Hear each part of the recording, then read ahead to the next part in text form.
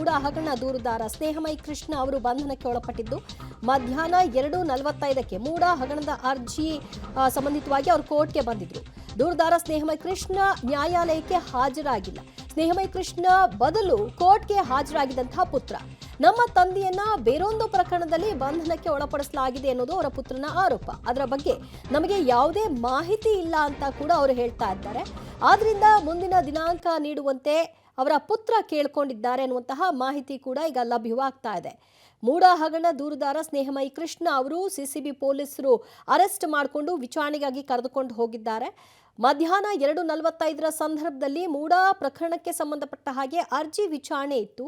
ಆ ಅರ್ಜಿ ವಿಚಾರಣೆಯ ಸಲುವಾಗಿ ಅವರು ಕೋರ್ಟ್ಗೆ ಹಾಜರಾಗಬೇಕಾಗಿತ್ತು. ಆದರೆ ಅಟೆಂಡ್ ಆಗಿರಲಿಲ್ಲ, ಬದಲಾಗಿ ಅವರ ಪುತ್ರ ಹೋಗಿದ್ರಂತೆ. ಸೊ ಈಗ ನನ್ನ ತಂದೆಯನ್ನ ಪೊಲೀಸರು ಅರೆಸ್ಟ್ ಮಾಡ್ಕೊಂಡು ಹೋಗಿದ್ದಾರೆ. ಯಾವ ಕಾರಣದಿಂದಾಗಿ ಅರೆಸ್ಟ್ ಮಾಡಿದ್ದಾರೆ ಅನ್ನೋದರ ಬಗ್ಗೆ ಮಾಹಿತಿ ಇಲ್ಲ. ಅದರ ಬಗ್ಗೆ ಮಾಹಿತಿ ಕೊಡಬೇಕು ಅನ್ನೋ ಸಂಬಂಧಿತವಾಗಿ ಅವರ ಪುತ್ರನ ಹೇಳಿಕೆಯಾಗಿದೆ. ಸಹಜವಾಗಿ ನಟೇಶ್ ಕೊಟ್ಟ ದೂರಿನ ಆಧಾರದ ಮೇಲೆ ಈ ಅರೆಸ್ಟ್ ಆಗಿರೋದು. ಮತ್ತಷ್ಟು ಮಾಹಿತಿ ಪಡೆಯೋಣ ನಮ್ಮ ಪ್ರತಿನಿಧಿ ಮುರಳೀಧರಿಂದ. ಮುರಳಿ, 2:45 ಸಂದರ್ಭದಲ್ಲಿ ಕೋರ್ಟ್ನಲ್ಲಿ ಅವರನ್ನ ವಶಕ್ಕೆ ಪಡೆದ್ರು ಅನ್ನುವಂತಹ ಮಾಹಿತಿ ಒಂದ್ ಕಡೆಯಲ್ಲಿ, ಆದ್ರೆ ಅವರ ಪುತ್ರ ಹೋಗಿದ್ದಾರೆ, ಅವರು ಹೋಗಿರ್ಲಿಲ್ಲ ಅಂತ. ವಾಟ್ ಎಕ್ಸಾಕ್ಟ್ಲಿ ಏನಾಗಿದೆ?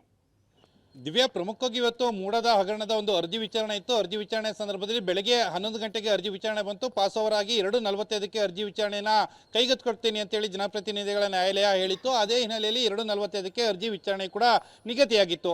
ಅರ್ಜಿ ವಿಚಾರಣೆ ಪ್ರಾರಂಭ ಆಗೋದಕ್ಕಿಂತ ಮುಂಚಿತವಾಗಿ ಪೊಲೀಸರು, ಸಿಸಿಬಿ ಪೊಲೀಸರು ಅವರನ್ನ ಕೋರ್ಟ್ನ ಆವರಣದ ಬಳಿಯಲ್ಲಿ ಬಂಧನಕ್ಕೆ ಒಳಪಡಿಸ್ತಾರೆ. ಜೊತೆಗೆ ಅವರನ್ನ ಕರ್ಕೊಂಡೋಗಿ ವಿಚಾರಣೆಯನ್ನ ಮಾಡ್ತಾರೆ. ಆದರೆ 2:45ಕ್ಕೆ ಪಾರ್ಟಿ ಇನ್ ಪರ್ಸನ್ ಆಗಿ ಅವರು ವಿಚಾರಣೆಗೆ ಹಾಜರಾಗ್ತಾ ಇದ್ದ ಹಿನ್ನೆಲೆಯಲ್ಲಿ ಅವರ ಪುತ್ರ ಹೋಗಿ ಏನು ಕೋರ್ಟ್ನ ಗಮನಕ್ಕೆ ತಂದಿದ್ದಾರೆ. ನಮ್ಮ ತಂದೆಯನ್ನ ಬೇರೊಂದು ಪ್ರಕರಣದಲ್ಲಿ ಬಂಧನಕ್ಕೆ ಒಳಪಡಿಸಿದ್ದಾರೆ. ಆ ಹಿನ್ನೆಲೆಯಲ್ಲಿ 20ನೇ ತಾರೀಕು ಅರ್ಜಿ ವಿಚಾರಣೆ ಇತ್ತು. ಆ ಅರ್ಜಿ ವಿಚಾರಣೆಯನ್ನ ಮುಂದಿನ ತಿಂಗಳಿಗೆ ವಿಚಾರಣೆಯನ್ನ ಮುಂದೂಡಿಕೆಯನ್ನ ಮಾಡಿ ಅಂತೇಳಿ ಮನವಿಯನ್ನ ಮಾಡಿಕೊಂಡ್ರು. ಅದಕ್ಕೆ ಮಾರ್ಚ್ 3ನೇ ತಾರೀಕಿಗೆ ಅರ್ಜಿ ವಿಚಾರಣೆಯನ್ನ ಮುಂದೂಡಿಕೆಯನ್ನ ಮಾಡಿರುವಂಥದ್ದು. ಇದು ಸಾಮಾನ್ಯ ಪ್ರೊಸೆಸ್. ಆ ಪ್ರೊಸೆಸ್ ಏನಿತ್ತು, ಆ ಪ್ರೊಸೆಸ್ ಅನ್ನ ತಮ್ಮ ಮಗ ಅಂದ್ರೆ ಸ್ನೇಹಮಯಿ ಕೃಷ್ಣ ಅವರ ಮಗ ಮಾಡಿರುವಂಥದ್ದು. ಆದ್ರೆ ಇನ್ನು ಈ ಪ್ರಕರಣ ಏನಿತ್ತು, ಈ ಪ್ರಕರಣಕ್ಕೆ ಸಂಬಂಧಪಟ್ಟಂತೆ ಸಿಸಿಬಿ ಪೊಲೀಸರು ಕೂಡ ಆ ಪ್ರಕ್ರಿಯೆಗಳೇನಿತ್ತು, ಆ ಪ್ರಕ್ರಿಯೆಗಳನ್ನು ಕೂಡ ಈಗ ಸದ್ಯಕ್ಕೆ ಮಾಡ್ತಾ ಇರುವಂಥದ್ದು. ದಿವ್ಯಾ.